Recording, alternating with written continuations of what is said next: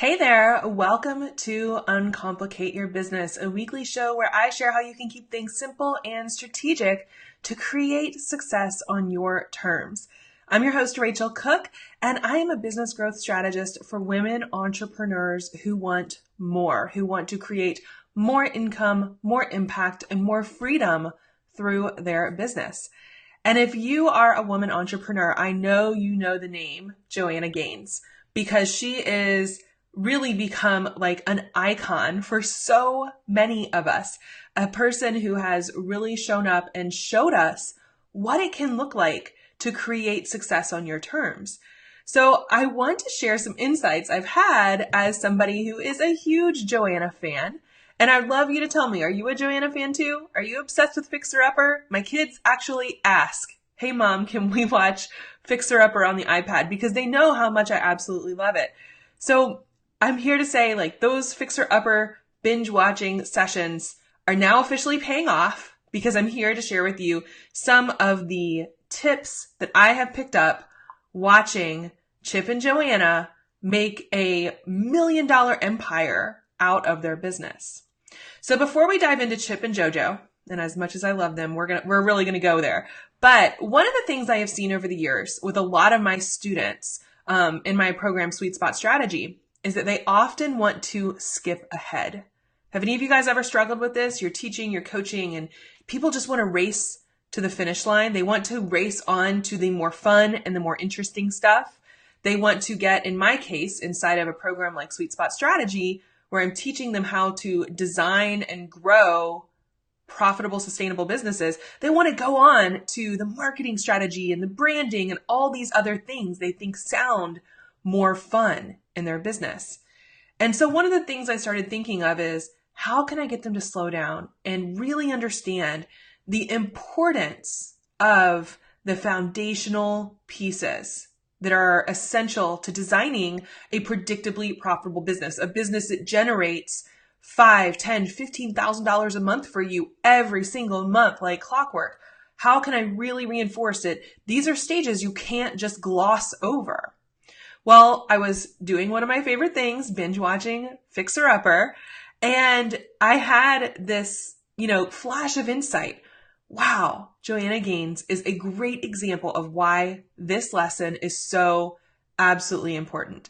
And I will say, are you guys fans of design shows? I am obsessed. I love Chip and Joanna. I love design shows. I love that before and after. I think this is what gets us, right? We love seeing that transformational process. It's why Fixer Upper is such a hit. It's why the Biggest Loser is such a hit. That big extreme weight loss show. Any show like that is such a hit because they're showing these extreme before and afters, right? And it gets us excited. Now that we've seen the after picture, we want to understand how they got there. And that's why they keep us hooked and excited on these shows. So I've been addicted to design shows for as long as I can remember. Anybody remember the original Trading Spaces? I remember being in my MBA program, living in this little tiny apartment by myself, and this was the show I came home to watch every single day. I love the big reveal. I love the process. And what I really love, and the first thing I want to share about what I've learned from watching Fixer Upper, watching Chip and Joanna Gaines, is they have a very clear brand, which is what we love, right?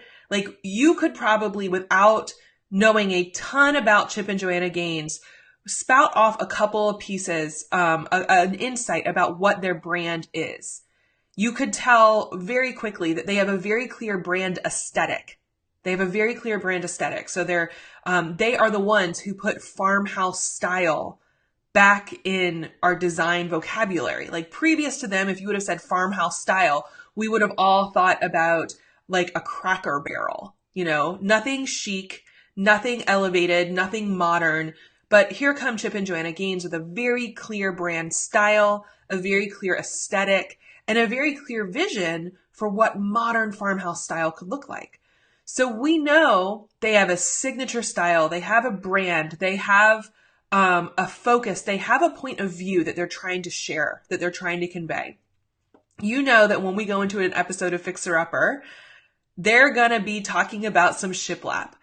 We didn't even know what shiplap was until Joanna told us what it was, right? They are going to talk about shiplap. It is their signature dance move. They're going to talk about white subway tile. They're going to talk about farmhouse sinks. They're going to talk about exposing the original wood floors. And of course, somehow, like every house they buy has original wood floors. So we know there are some signature dance moves tied in to this big promise in their brand. We know the promise in their brand is this beautiful farmhouse style. As far as their brand on Fixer Upper, if you get into their bigger brand as a whole, it's definitely evolved from just farmhouse style to this entire lifestyle surrounding farmhouse style, which is a whole nother conversation. But that's their brand promise for Fixer Upper. This is our point of view. We're going to create modern, livable, comfortable, farmhouse inspired elevated designs for you. You know there are certain things they're going to go for. You know that they're going for the open concept. You know they're going for the farmhouse sink, right? Well, what is interesting and how I started to see these parallels is a lot of people, when they first start on their journey as a business, what we're excited about are the end pieces. In Fixer Upper world, we're excited about the farmhouse sink and the white subway tile. We're excited about the end result, right? And that's how they hook us. They know that we are excited about that. That's what we want to see. When I'm taking people through a journey, and if you're taking people through a journey, a transformation, a change, a process they have to go through, you have to know, what is the brand promise? Where are you taking people? What is it that they want at the end of that journey? And be able to articulate it very, very quickly. So it's all about that end result. I love when Joanna and Chip show up to this rundown looking house. It's like a shack out in the woods. And they're saying, the potential client there is looking at this going, this is never going to be my dream house. And they have to paint the picture. They have to paint the picture for what this could potentially be. This is such an important lesson. Often our clients can't always paint the picture themselves. So we have to paint the picture for them. We have to paint that end result. We have to articulate that end result. So Joanna goes through this painting the picture of, we're going to blow out the walls. We're going to upgrade your kitchen, and we're going to create an open layout. We're going to give you everything you want. And she really describes what her vision is. And suddenly they start to understand, they start to buy into and see the vision. So relating that to your business, this is what we all do when we get excited about the end pieces in your overall business strategy. So what most people get excited about first is things like, I want to do a podcast, and I want to run a challenge, and I want to do all of these different things on Instagram. I want to do all of these new cool strategies that I'm seeing out there. So the end pieces are the most visible elements of your business. If your business is an iceberg, all that people really see on the outside is that sales and marketing. They don't see everything else that goes into designing a predictably profitable business. So when you're watching Fixer Upper, when you start watching the whole show, you realize that not only do Chip and Joanna have a clear brand promise, the taking the worst house on the block and turning it into your dream house with a very clear brand vision and personality and style, right? Not only have they led with the end in mind, they have a clear process they're going to take people through in order to make sure they can deliver on that brand promise, right? This is so important, because if you don't have the process in place, then what happens is, and have you ever run into this? You put this brand promise out there, people start responding to it, and then you are suddenly scrambling like mad, trying to figure out, well, what am I offering this person? How much does it cost? What do I do with them once they've said they want to work with me? You're trying to figure it all out on the fly, right? It's not a very smart way to grow your business, especially if you want that business to be predictably profitable. So one thing that I noticed about Joanna is they have this super clear process that they take people through. And the first thing that they do is they focus on putting that strong foundation in place. They make sure the foundation is strong. So once they bought the house, they've sold them on the vision, they've sold them on the brand promise. Now it's Joanna and Chip's job to go look at that house, to crawl under the house, to look at the walls, to like bang on some things and make sure that it's going to be a strong house. That they're not going to go out there and pick out the farmhouse sink and the new subway tiles and then everything collapses, right? You have to make sure that there's a very strong foundation to make sure your house isn't sinking into the ground. If you have a house that sinks into the ground, it doesn't matter that you have this beautiful new bathroom because now that bathroom is going to crash down. So in your business, that foundation is just as important. You don't get to skip this step. And in fact, people who struggle consistently to get to a predictably profitable business, it's usually because they tried to skip through these steps and go straight to the fun stuff. They wanted to go straight to decorating their farmhouse instead of making sure they had a strong foundation and a strong structure. So what does that mean? For us solopreneurs, it means your foundation is really two key parts I want you to think about. It's what you do best and how you can best serve people in a way that they are happy to pay for. Okay? So if you're only focused on what you actually want to do, which is how most of us start our business, if you are a passion-based entrepreneur, you started your business because you love what you do. You love this topic. You love this journey. You love this thing that you do. And you want to get out there and do more of it. Like everybody loves the idea of turning your passion into a profitable business. The problem is if there's nobody on the other side of that who wants to pay you for that, you're going to really struggle to make that a predictably profitable business. So for example, my husband is a longtime gamer. He loves games and he is obsessed with this game called Magic the Gathering. He might kill me for telling you this today, but he's obsessed with this game called Magic the Gathering. It's a card game and he's really good at it. So it's one of those games that when you get into it, you start collecting the cards and curating the decks and designing all this strategy. And he has friends who absolutely love playing this game together. This isn't like Monopoly. Not everybody plays it. The people who play it are super passionate and excited about it. They travel to tournaments. They go to a weekly game at a local game store. They get together on a regular basis to try new strategies and to swap cards and all of these things. I mean, they're super passionate about this game. But are there people out there who would happily pay him to just play Magic? Not really. Trust me, he's explored it. Like there's not a real connection there between the passion, which is very much, it's a hobby for most people, versus something that can turn into a predictably profitable business. So I share this because you don't need to monetize every single thing you're good at. There's a lot of things you're probably good at, and there's a lot of things you've probably thought, oh, I could turn that into a business. I love this. I should turn this passion into a business. I love this. I could turn this into a business. But you have to align what you're good at and with what people actually want to pay for. This is how you build that strong foundation in your business. If you've answered this question, everything else gets exponentially easier. So how can you test that your foundation is strong? Chip is going to go underneath the house and make sure that there's no beam sinking into the ground. For you, you need to actually go out there and validate your business. You need to validate your business. And if you're creating a new product, a new program or a service, you need to validate that new product, program, or service. And this is something that is an ongoing process. We're always validating and testing and listening to our dream clients. We're listening to what they want and what they are wanting to buy from us, right? So this is something that we're always doing. Now, how do you do this validation step?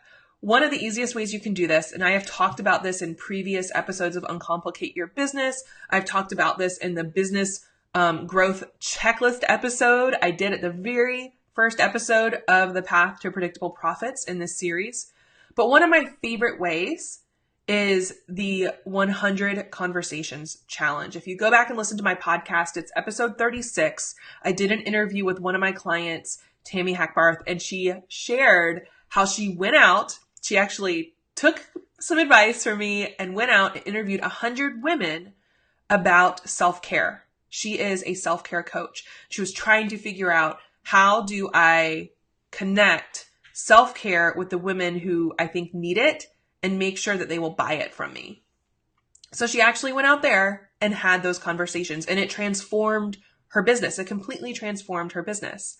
So now she has got a solid foundation because she's made sure that what she has to offer, what she does best, what she's the most passionate about, is aligned with what people actually want to pay for. Now she has a solid message that resonates. She has a message that helps them understand how she can serve people and if how she works is for them. This product, program, or service, it was designed with them in mind, based on their feedback, based on real conversations. So that is my go-to way to validate and make sure you have a strong foundation. You have to get out there and make sure that what you are creating, what you want to offer people, what you want to sell people is something they will pay for, right? So could you go out there and do some other validation steps? I've heard a lot of people talk about like creating dream client avatars or doing just a survey. Those things are fine. Like there's a lot of ways you can gather market research, but I'm telling you, nothing beats real conversations to validate and make sure you're building a strong foundation. This is where a lot of business foundations are shaky. It's because people didn't take the time up front to do this real in-depth research with their dream clients. And so they're building their brand promise on shaky messages. It's not clear, or it sounds too generic, or it sounds like every other person out there doing the work that you're doing. So you have to get to the heart of what people actually want, what they're struggling with, where they want to go, so that you can create that strong foundation and now have a very clear, just like Joanna, we have to have that very clear brand promise. This is where we're taking you. This is the result you're looking for, and I can help you get there. So what's the next piece of the puzzle? It is the structure. We want to make sure that not only is the foundation strong, but we want to make sure the structure, the walls of the house, right, are built for both function. They're built for both function and flow. And this is so essential. As you're watching Fixer Upper, you know, Joanna is going to blow out some walls. You know, some of those walls are going to go away because their aesthetic, their brand promise is all about these open concept living spaces. It's about, adding ensuite bathrooms. And these are features that the old homes that they're renovating, they just don't come with. So you know that they're going to completely redesign how this structure is put together. Well, in your business, you have to have a strong structure, and you have to figure out how to navigate building that structure. So sometimes Joanna will run into problems building the open floor concept she has. Like she'll want to take out a wall, and then they'll realize this is a load-bearing wall. I can't take this wall down because the second floor will collapse on us. What are we going to do? They have to come up with a game plan. They have to make sure the integrity of the structure is intact. They have to make sure the structure is going to be functional, right? So if you don't set the right structure up in your business, then your business will not get where you want to go. It will collapse on itself, okay? Same thing at the house. If you take down the wrong wall and the structure is not secure, second floor is coming down. So we got to make sure that the structure is set up correctly for where you want to go in your business. So the structure is your business model. And the business model of a 5-figure business is very different from a 6-figure business, is very different from a 7 or 8-figure business. So for a lot of my clients, when they start their businesses, they're starting as service providers. The structure of a service provider business is very different from someone whose business is run on group coaching programs or automated online training programs. The structures are different. Okay. So this is really essential to understand when you're building out the structure, the way your business is designed, the way your offers are put together, the way your experience is put together, the way you price your programs and services. It has to be designed in a way that makes sure your business is going to support itself, that your business is going to achieve its goals. So I recently saw some stats out there that it was all about the math of $1 million business. So if you wanted to make $1 million, you have a lot of choices, a lot of ways you can make $1 million, right? You can have a $50 product that you sell to 20,000 people a year. You could have a $100 product that you sell to 10,000 people a year. You could have a $200 product that you sell to 5,000 people a year, a $500 product that you sell to 2,000 people a year, or a $1,000 product times 1,000 people per year. That's for $1 million business. So suddenly the gamut ranges from making 20,000 sales a year to just 1,000 sales a year based on your price point. So you can see that the structure, just thinking through logically, the structure of these businesses are dramatically different. The structure of a business offering a $1,000 product and selling 1,000 of them a year is going to be very different than the structure of a business selling a $50 product and having to sell 20,000 of those a year. They're going to have to dramatically change the way they operate. Their focus when you're trying to make 20,000 sales a year is going to be predominantly marketing and sales and making sure you can just get the volume of people to get to that $50 product. Now, the good thing is when you're at the earlier stages of your business, if you're like my clients and you are a service provider or you offer something like a group coaching program or something that is a higher value offer, you are at a unique advantage. You're at a unique advantage because in order for you to hit your business goals, you don't have to worry about selling to 20,000 people a year. You don't have to worry about building a marketing engine that is going to reach hundreds of thousands of people a year required to make that volume of sales. Okay. If your goal is to, let's say, replace a former professional salary, so you want to make $50,000 a year, $100,000 a year, you can easily design the structure of your business to support that. And again, if you're a service provider or you offer higher end services, so services that, like we talked about in the last episode, all about how a baseline revenue can get you paid every single month. If you have a service or a program that is in the $1,000 to $2,000 range or higher, you're at such a huge advantage because now you don't need hundreds of clients. You might just need 20 clients or 40 clients a year. And that is a huge advantage, especially in the earlier stages of your business. It's a huge advantage to make sure you can achieve your goals without overwhelm and burnout. So you have to make sure the structure makes sense. You have to make sure the numbers work. You have to crunch the numbers. You have to make sure the math makes sense for what you're trying to do in your business.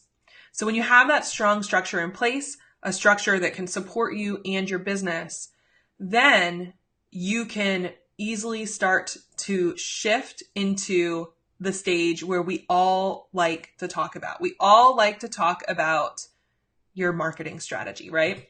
So this is actually the equivalent of Joanna going out there and picking out the finishes.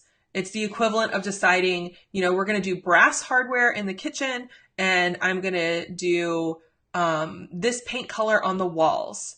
This is the end thing that, again, most of us are seeing in businesses. This is when we're watching other people. This is what we observe. We don't observe the structure or the foundation, of their business. You don't really know the structure or foundation of anyone's business unless you're working with them. Chances are you could not really figure out what's happening really under the hood of any of these businesses without really getting into them. But you can observe marketing. You can observe how people sell things. You can experience their customer experience, their CX. So before you get into the marketing and before you get into the sales and the CX, again, strong foundation, strong structure. These are essential pieces of the puzzle. And when you have these two pieces in place, okay, so again, the foundation is aligning what you do best with the people who are happy to pay for it. The structure is your business model, making sure that what you offer is at the right price point. So you're going to achieve your goal. So you have not only the right offer for the right people, you have it at the right price point and the right packaging so that you will achieve your business goals. And then from there, you can design your marketing and your sales and your customer experience so that you can fuel this engine you have now built. When you have the foundation and structure in place, you have an engine that will grow your business, that will run your business. and the designing the marketing plan, the sales strategy, the CX, the customer experience, that is the fuel that keeps that engine going.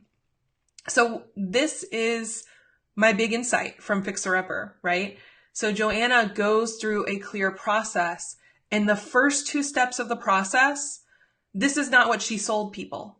She didn't sell them on the strong foundation. She didn't sell them on the structure for their house. She sold them on the brand promise on the end piece, which was the design, right? What it's going to look like.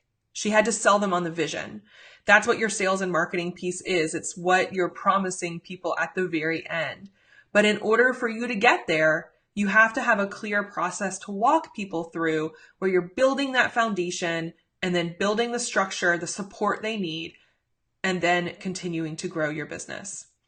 So I hope this is helpful and gives you some new things to think about. My goal here is just to try to give you new ways to think about the way that you are approaching your business so that you can make sure you can design a business that makes sense for you, a business that you can grow and scale without spending all of your time just trying different marketing strategies and then wondering why nothing's working.